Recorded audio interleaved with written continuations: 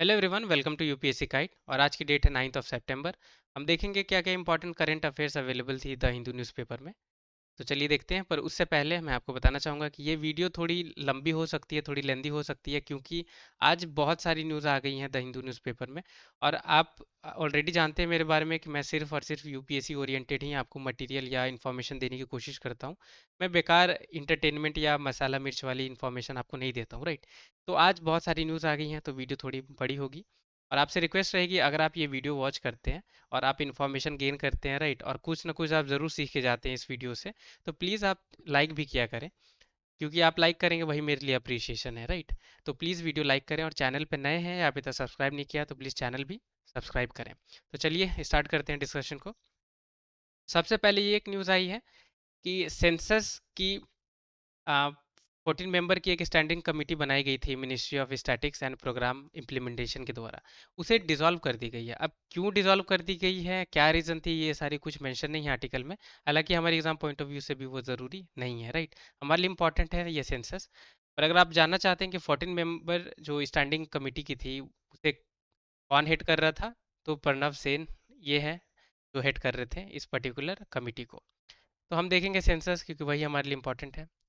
अब ये census conduct कौन करता है, तो office of registrar general and census commissioner. तो ये कंडक्ट करते हैं, और ये दोनों किसके अंदर आते हैं, तो मिनिस्ट्री ऑफ होम अफेयर्स के द्वारा।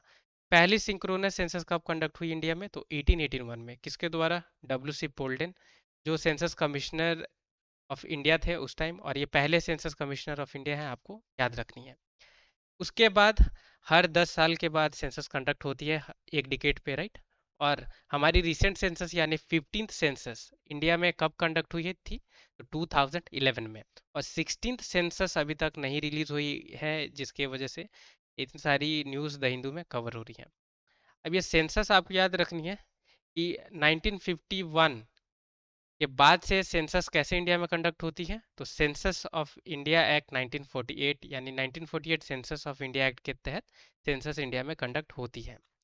और इस एक्ट में एक प्रोविजन है जो हमें देखना है कि ये एक्ट क्या कहती है, कि यूनियन गवर्नमेंट पे ये बाइंडिंग नहीं है कि वो कब सेंसस कंडक्ट करे, ठीक है, कौन से पर्टिकुलर डेट पे कंडक्ट करे, और कब वो सेंसस की डेटा को रिलीज करे, वो एक नोटिफाइड पीरियड में। तो ये बाइंडिंग नहीं है गवर्नमेंट पे कि वो कब सेंसस को पर्टिकुलरली कंडक्ट करेगी और कब वो रिलीज करेगी, जिसकी वजह से गवर्नमेंट अभी ध्यान नहीं दे पा रही है इस चीज़ पे। अगर यहाँ बाइंडिंग होता तो मे बी हर 10 ईयर पे कंडक्ट होती है सेंसस और डेटा रिलीज होती है, राइट, तब ये हो पाती। पर आप जान रहे हैं कि 2019 में पैंडेमिक की वजह से, थोड़ी सी डिस्ट्रप्शन की वजह से ये सेंसस कंडक्ट नहीं हो पाई। अभी जो सेंसस आएगी वो कौन सी रहेगी, तो 16th सेंसस रहेगी इंडिया की, आपको याद रखनी है। हम और डिटेल्स देखते हैं।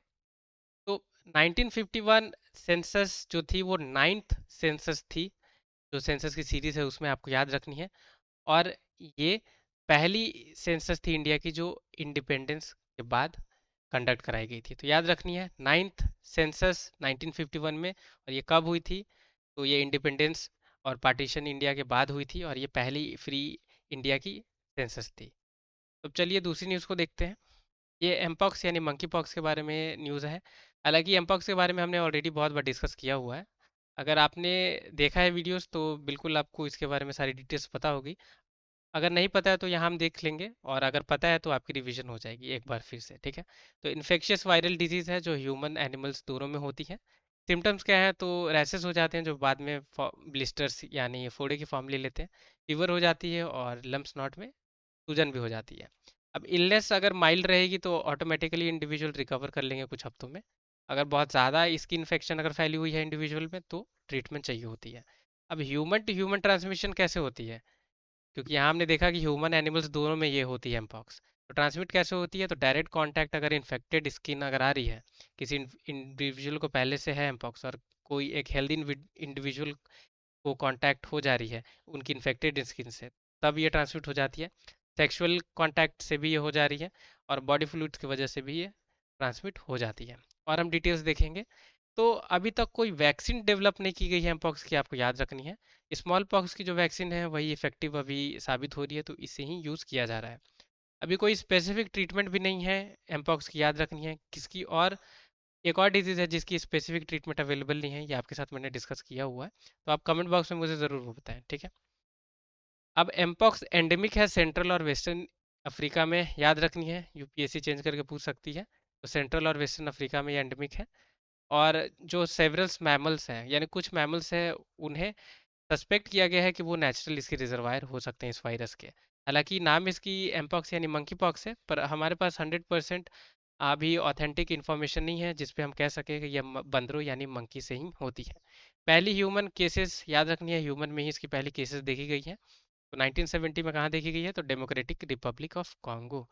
ये यूपीएससी स्टेटमेंट चेंज करके बोल सकती है कि कहीं और देखी गई है, इंडिया में देखी गई है, बांग्लादेश में देखी गई है, या अफगानिस्तान, पाकिस्तान, यूएई, सूडान, कुछ भी कर सकती है। आपको याद रखनी है कि डेमोक्रेटिक रिपब्लिक ऑफ कॉन्गो में ही पहली केस देखी गई है। यह कुछ इन्फॉर्मेशन है, डायरेक्ट स्टेटमेंट है, और चेंज यूपीएससी करके आपसे पूछ सकती है। अब चलिए बढ़ते हैं आगे। तो बात की गई है स्विस पीस समिट के बारे में। अब यूक्रेन चाहती है कि इंडिया ज्वाइन करे ये समिट को, ताकि जो टेंशन्स चल रही है रशिया और यूक्रेन के बीच में वो कम हो सके और पीस मेंटेन हो सके। क्योंकि आपको पता है इंडिया बहुत अच्छा काम करते आई है पीस इस्टेब्लिश करने में, राइट। इसलिए यूक्रेन चाहती है कि इंडिया इसकी पार्ट बने। तो अब ये समिट हम देख लेते हैं। तो स्विस पीस समिट, इसे summit on peace in Ukraine भी कहा जाता है। इंटरनेशनल कॉन्फ्रेंस है ये, आपको याद रखनी है। अब ये क्यों लाई गई है, ताकि कन्फ्लिक्ट जो हो रही है रशिया और यूक्रेन के बीच में, इसकी सोल्यूशन निकाली जा सके और पीस इस्टेब्लिश की जा सके। अब ये कहाँ हो रही है, तो ये हो रही है स्विट्ज़रलैंड में, ठीक है। वहाँ पे रिप्रेजेंटेटिव और दुनिया बाकी जो कंट्रीज है वो आएंगे और यहाँ पे बातचीत चलेगी। आपको याद रखनी है, टू स्टेटमेंट में आ सकती है, अदरवाइज आपसे डायरेक्टली यूपीएससी पूछ ले कि स्विस पीस समिट देखी गई है रिसेंटली, ये कौन सी पर्टिकुलर दो कंट्री के लिए लाई गई है, तो आपको याद रखनी है रशिया और यूक्रेन। अब बढ़ते हैं आगे। एनजीटी के बारे में न्यूज़ है कि जल शक्ति मिनिस्ट्री से दिल्ली की जो फ्लड हो रही है उस पर जवाब मांगी है एनजीटी ने। अब ये नेशनल ग्रीन ट्रिब्यूनल हमारे लिए इंपॉर्टेंट है, इसे ही हम समझेंगे। नेशनल ग्रीन ट्रिब्यूनल क्या है, स्टैट्यूटरी बॉडी है, याद रखनी है। स्टैट्यूटरी बॉडी है यानी ये किसी एक्ट से बनी होगी, राइट। अब किस एक्ट से ये बनी है, तो national green tribunal act in 2010। तो नेशनल ग्रीन ट्रिब्यूनल एक्ट 2010 के तहत ये बनी है। काम क्या करती है, तो ये केसेस से डील करती है, अगर इन्वायरमेंट प्रोटेक्शन की अगर कोई केसेस हो, या नेचुरल रिजर्व रिसोर्सेज की कुछ केसेस हो, उस पर ये डील करती है।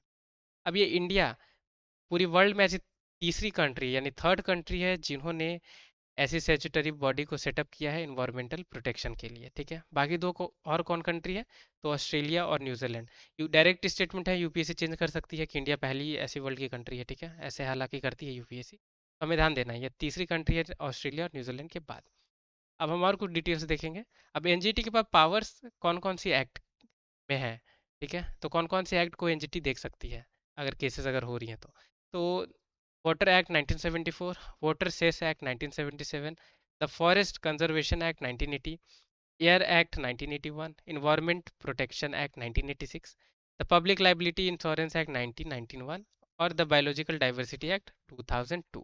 तो ये कुछ एक्ट हैं जिसपे यूपीएससी सॉरी आपसे पूछ सकती है कि एनजीटी कौन सी एक्ट को यानी एनजीटी के पास कौन कौन सी एक्ट के लिए पावर है कि उनकी केसेस को ये डिस्पोज कर सकती है। तो आपको ध्यान देना है कि एनजीटी के पास ये सारी एक्ट्स हैं जिस पे ये डील करती है, और कौन कौन सी ऐसी एक्ट्स नहीं है जिस पे एनजीटी केसेस को नहीं हियर कर सकती है। तो इंडियन फॉरेस्ट एक्ट 1927, आपको याद रखना है। द फॉरेस्ट कंजर्वेशन एक्ट 1980 के पास है पावर, इसमें वो केसेस को देख सकती है, पर फॉरेस्ट इंडियन फॉरेस्ट एक्ट 1927 में इसके पास पावर नहीं है, एनजीटी को प्रोहिबिट किया गया है। फिर the wild life protection act 1972, हालांकि इन्वायरमेंटल प्रोटेक्शन एक्ट 1986 में है पावर, पर वाइल्ड लाइफ प्रोटेक्शन एक्ट 1972 के तहत एनजीटी के पास पावर नहीं है, उसे प्रोहिबिट किया गया है। या ऐसी और भी एक्ट हैं जो स्टेट गवर्नमेंट के द्वारा यानी स्टेट्स के द्वारा वो लाई गई हैं, चाहे वो प्रोटेक्शन ऑफ ट्री हो या फॉरेस्ट हो या और भी कुछ मैटर्स में हो, उस पे भी एनजीटी नहीं हियर कर सकती है केसेस को, उस पे भी एनजीटी को रोका गया है। तो ये कुछ लिमिटेशन है, आपको याद रखनी है। यूपीएससी आपसे पूछ ले किस में पावर है, कौन कौन से एक्ट में देख सकती है एनजीटी केसेस, या कौन सी ऐसी एक्ट है जिसमें एनजीटी के पास पावर नहीं है केसेस को देखने की, तो वैसे करके स्टेटमेंट आ सकती है अगर आपसे जनरल इन सब चीज़ों के बारे में यूपीएससी नहीं पूछती है तो, ठीक है, याद रखनी है। अब हम बढ़ते हैं आगे। जीएसटी काउंसिल की मीटिंग के बारे में ये आर्टिकल आई हुई है कि 54 गुड्स एंड सर्विस मीटिंग अभी कंडक्ट होने वाली है। तो ये मीटिंग के बारे में हम देखेंगे, मतलब मीटिंग के बारे में नहीं, काउंसिल के बारे में देखेंगे, क्योंकि वही एग्जाम के लिए इंपॉर्टेंट है। अब मीटिंग में क्या हो रही है क्या नहीं हो रही है, वो डे टू डे वाली चीज़ें हैं, वो यूपीएससी कभी भी नहीं पूछती है। तो goods and service tax council के बारे में देखेंगे। तो कॉन्स्टिट्यूशनल बॉडी है, याद रखनी है। और ये काम क्या करती है, तो जितनी भी इश्यूज रहती हैं जीएसटी को लेकर यूनियन और स्टेट के बीच में, उस पे ये डिसीजन लेती हैं, डिसीजन को इस्टेब्लिश करती है। अब ये एपेक्स डिसीजन मेकिंग बॉडी है, याद रखनी है। अगर जीएसटी से रिलेटेड अगर कुछ पॉलिसी हो, रूल्स हो या रेगुलेशन हो, तो उन सारी चीज़ों पे ये डिसीजन लेती है। अब हम देखेंगे कि ये कैसे लाई गई। तो 101 यानी 101 अमेंडमेंट एक्ट 2006 से आपको पता होगा कि जीएसटी रिजीम, टैक्स रिजीम को इंडिया में लागू किया गया, इंट्रोड्यूस किया गया। फिर इसी अमेंडमेंट में आर्टिकल एक मेंशन है 279 ए। अब ये जो आर्टिकल है 279 ए, इसी के तहत जीएसटी काउंसिल को कंस्टिट्यूट किया गया है। और किन के द्वारा किया गया है, तो याद रखनी है, प्रेसिडेंट के द्वारा किया गया है। अब और हम डिटेल्स देखेंगे, कौन कौन मेंबर हैं, कौन चेयरमैन है, कौन वाइस चेयरमैन है, तो ये सारी चीज़ें देखेंगे। अब चेयरपर्सन कौन है, ये जीएसटी काउंसिल के कौन रहते हैं, तो फिनेंस, यूनियन फाइनेंस मिनिस्टर, याद रखना है।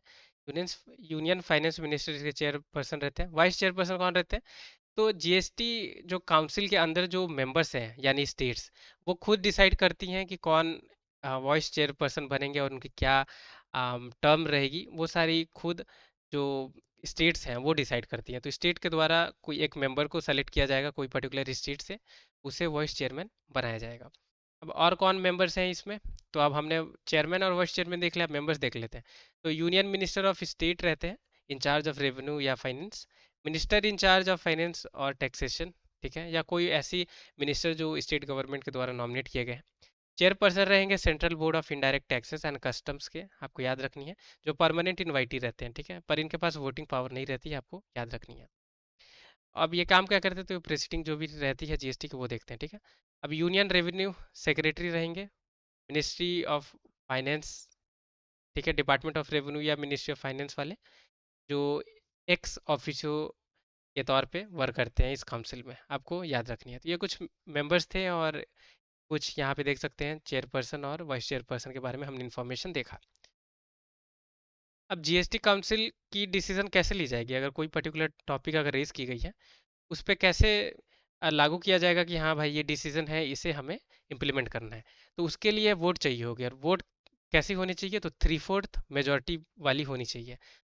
अगर जितने भी मेंबर्स हैं, अगर उनकी 3/4 अगर वोट यानी 3 पार्ट मिल गई है, 4 में से 3/4 अगर मिल चुकी है, तो उस पर्टिकुलर मैटर को इम्प्लीमेंट किया जाएगा, उसे लागू किया जाएगा।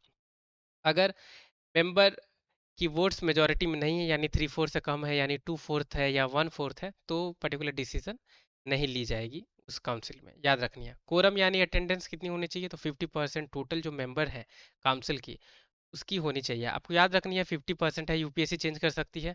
आपको मेजोरिटी भी याद रखनी है, इंपॉर्टेंट है, कितनी मेजोरिटी कितनी रहती है, वोटेज वेटेज क्या है मेजोरिटी की, जिसपे पर्टिकुलर डिसीजन को इम्प्लीमेंट की जाती है। तो आपको याद रखनी है 3/4 और 50% कोरम होनी चाहिए मीटिंग की, जितने भी मेंबर्स अवेलेबल रहते हैं उसकी 50%, ठीक है। अब ये एक आर्टिकल है, ये आसियान के बारे में, कि इंडिया को काम करना चाहिए आसियान के साथ मिलके अच्छे से, ताकि ट्रेड और सिक्योरिटी में इंडिया को हेल्प मिल सके। तो आपको पता होगा आसियान ही इम्पोर्टेंट है इस आर्टिकल में, और आसियान के बारे में हमने ऑलरेडी बहुत बार देखा भी है। चलिए आसियान के बारे एक बार दोबारा देख लेते हैं इसके बारे में। तो आसियान के फुल फॉर्म क्या है, तो association of south east Asian nation. ये पॉलिटिकल और इकोनॉमिक यूनियन है, याद रखनी है। 10 स्टेट जो साउथ ईस्ट एशिया की है, उनकी ये पॉलिटिकल और इकोनॉमिक यूनियन है। डायरेक्ट स्टेटमेंट है, यूपीएससी 10 की जगह 12, 13, 14, 18, 9, 8 कुछ भी कर सकती है। साउथ ईस्ट की जगह पे एशिया कर दे सिर्फ, या वेस्ट एशिया कर दे, राइट, या साउथ नॉर्थ एशिया कर दे, ऐसा भी कर सकती है, कुछ भी कर सकती है। आपको याद रखनी है साउथ ईस्ट एशिया की बात हो रही है। अब कुछ फैक्ट्स देखेंगे, तो 600 मिलियन पीपल को ये रिप्रेजेंट करती है, ये आसियान, ठीक है। और 4.5 billion kilometres land area cover करती है। अब आसियान में जो मेंबर्स हैं, वो फास्ट ग्रोइंग इकोनॉमीज जो वर्ल्ड की हैं, वही इसके मेंबर हैं। और ज़्यादा मेंबर नहीं है, बस 10 ही हैं, ठीक है। हेडक्वार्टर्स कहाँ है, तो जकार्ता, इंडोनेशिया।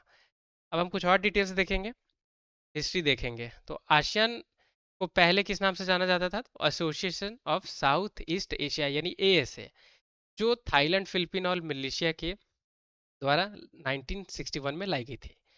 फिर 5 कंट्रीज ने 1967 में, जैसे कि इंडोनेशिया, मलेशिया, फिलीपींस, सिंगापुर और थाईलैंड, इन कंट्रीज ने मिलकर आसियान की एक डिक्लेरेशन को साइन किया और association of south east Asia बन गई आसियान। तो ये कुछ हिस्ट्री है। अगर हिस्ट्री पे अगर यूपीएससी वहाँ पे डायरेक्ट स्टेटमेंट पूछती है तो हम इसे समझ पाएंगे, क्योंकि ये एक स्टेटमेंट हो सकता है कि आसियान पहले association of south east Asia थी, या ये बॉडी थी इसी को ही कन्वर्ट करके आसियान बनाया गया है ऐसा, या सक्सेसर बॉडी है ASEAN association of south east Asia की, ऐसे पूछ सकती है। अब हम देख लेते हैं कौन कौन मेंबर्स हैं।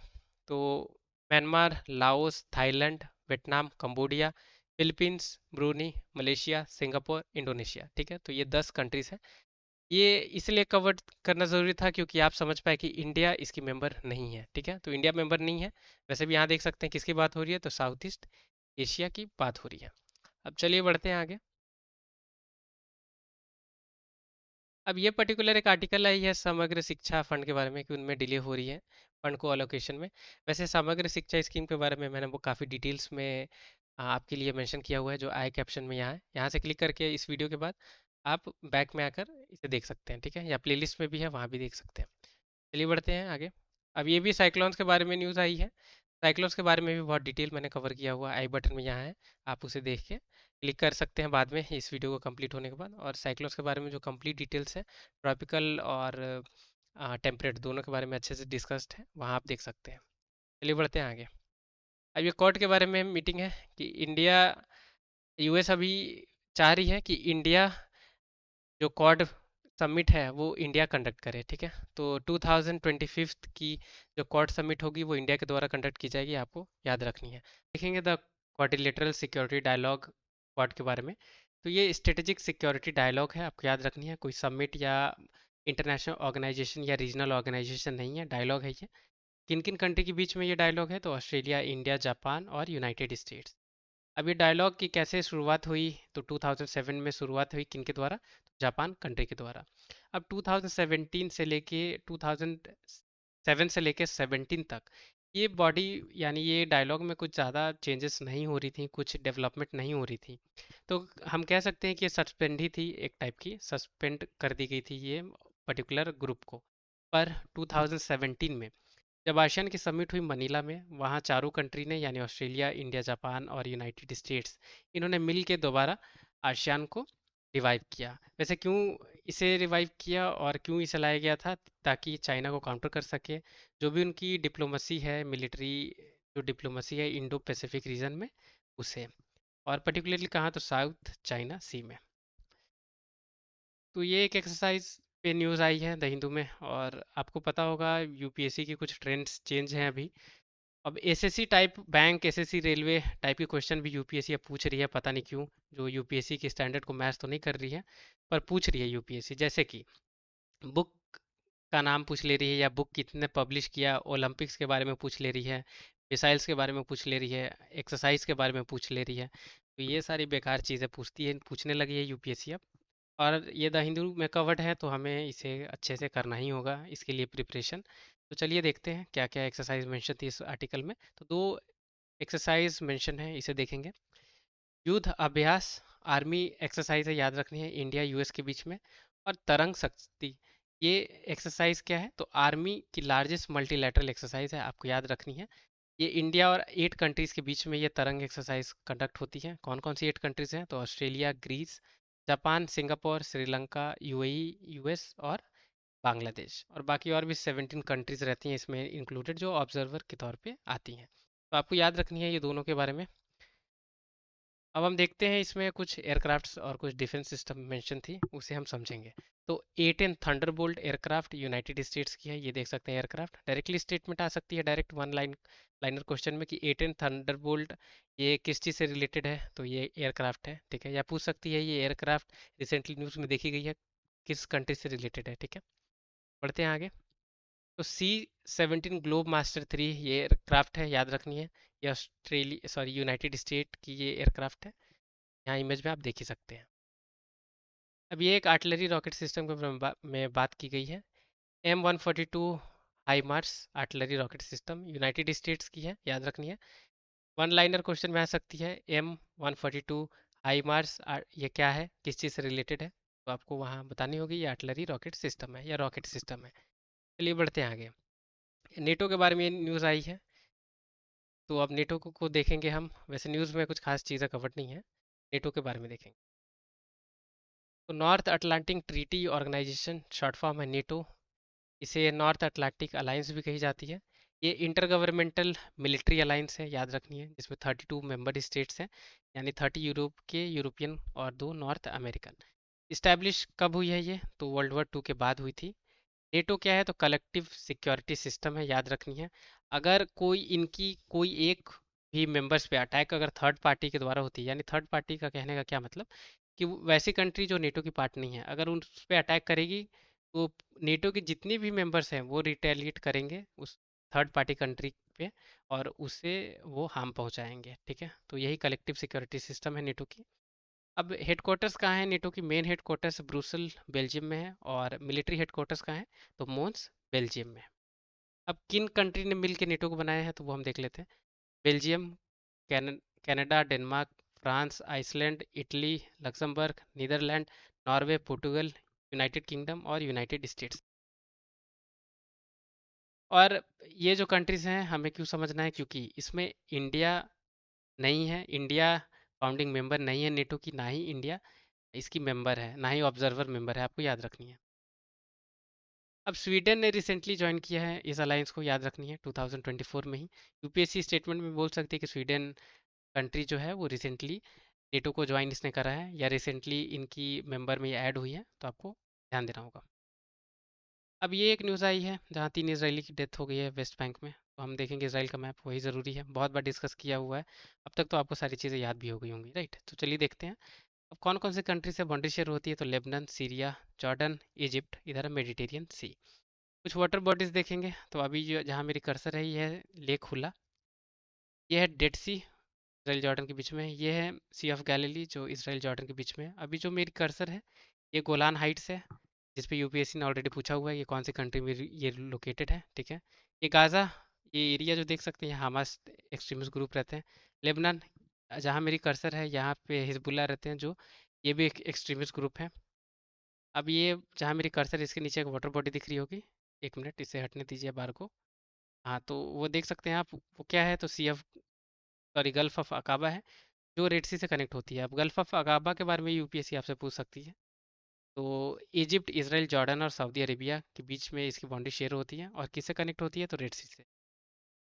अब ये दो एक्सट्रीमिस्ट ग्रुप के बारे में बात ही कर लिया, तो हम सोमालिया की अल अब्दीदा के बारे में भी बात कर लेते हैं। सोमालिया की यहाँ अल अब्दीदा याद रखनी है। हौती हैं यमन के, बोको हराम नाइजीरिया के। ठीक है, तो ये सारी एक्सट्रीमिस्ट ग्रुप हैं जो मैच द फॉलोइंग में आ सकती है एग्जाम में। अब ये एक इमेज है जहाँ वीकिंग वन लैंडर के बारे में बात की गई है, तो अब इसके बारे में देखेंगे। अब वीकिंग वन मिशन क्यों थी लाई गई, तो ये मार्स के लिए मिशन लाई गई थी नासा के द्वारा, और इस मिशन में पहली स्पेसक्राफ्ट को लैंड कराया गया था मार्स पे, आपको याद रखना है। डायरेक्ट स्टेटमेंट आ सकती है कि वीकिंग मिशन देखिए कि ये किस चीज़ से रिलेटेड है, तो याद रखनी है मार्स मिशन है, या किस इंटरनेशनल स्पेस एजेंसी के द्वारा ये लॉन्च की गई थी, तो याद रखनी है नासा के द्वारा। ये एक बहुत बड़ी इमेज अवेलेबल थी द हिंदू में, जहाँ सोई यूजेड MS-26 लॉन्च व्हीकल के बारे में बात की गई थी, तो इसे देखेंगे। अब ये सोई UZ MS-26 space launch vehicle है, आपको याद रखनी है, ये मिशन जो है ये स्पेस लॉन्च व्हीकल है। अब क्यों लाई गई थी ये मिशन, ताकि 2 कॉस्मो एस्ट्रोनॉट और एक एस्ट्रोनॉट को इंटरनेशनल स्पेस स्टेशन तक पहुंचाया जा सके। ठीक है, आपको याद रखनी है ये रशिया और इंडिया के बीच में कोलैबोरेशन हुई है। वैसे डायरेक्ट स्टेटमेंट में यही आपसे पूछेगी कि सोई यूजेड MS-26 देखी गई है, किस चीज़ से रिलेटेड है, तो आपको स्पेस लॉन्च व्हीकल बताना होगा। ठीक है, या पूछ सकती है कि ये मिशन देखी गई है तो किस दो कंट्री के बीच में है, या कौन सी स्पेस एजेंसी के बीच में है, तो आपको याद रखनी है रॉमकोस और नासा के बीच में है। थैंक यू सो मच, बहुत बड़ी वीडियो थी, और यही सारी डिटेल्स ज़रूरी है हमारे एग्ज़ाम के लिए, तो कवर ही करना है, राइट? तो वीडियो आपने अगर वॉच किया है, और ऑब्वियस सी बात है इन्फॉर्मेशन तो आपने गेन ज़रूर करी होगी, तो वीडियो ज़रूर लाइक करें अगर थोड़ी सी भी इन्फॉर्मेशन अगर गेन किया है तो। और चैनल पर नए हैं या अभी तक सब्सक्राइब नहीं किया तो प्लीज़ चैनल सब्सक्राइब करें। टिल द टाइम के लिए take care, have a great day ahead.